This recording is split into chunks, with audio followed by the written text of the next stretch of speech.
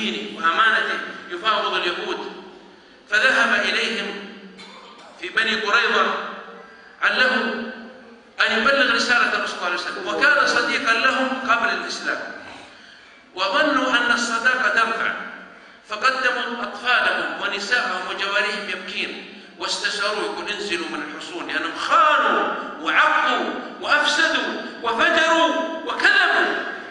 قال انزلوا، فأخذوا يتباكى أمام الأطفال، فأخذته رحمة ورقة.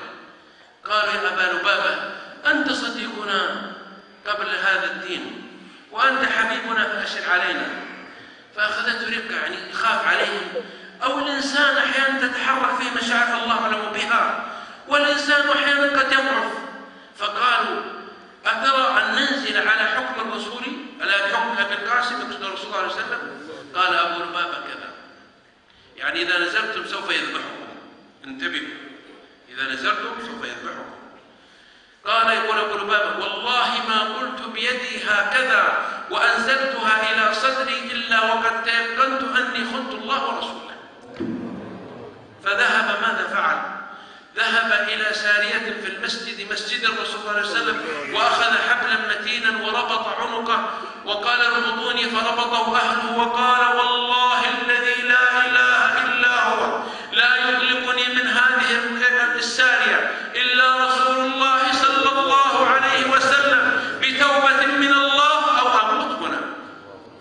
فترك الطعام رضي الله عنه وترك الشراب، وأنزل الله يا أيها الذين آمنوا، فأثبت الله له الإيمان وأثبت له اليقين وأثبت له المحبة وأثبت له الجهاد. لا تخونوا الله والرسول وتخونوا أمانتكم وأنتم تعلمون.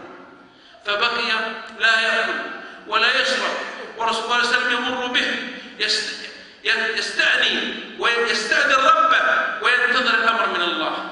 فنزل جبريل أن أطلق أبا لبابة فقد تاب الله عليه وهو من أهل الجنة. فقام صلى الله عليه وسلم فأطلق الحبال عنه وفكه، فسار مجاهدا وصار عابدا ووليا كما كان. فلله تلك الهمم رضي الله عنهم وأرضاهم. عقبة بن نافع يقف في القيروان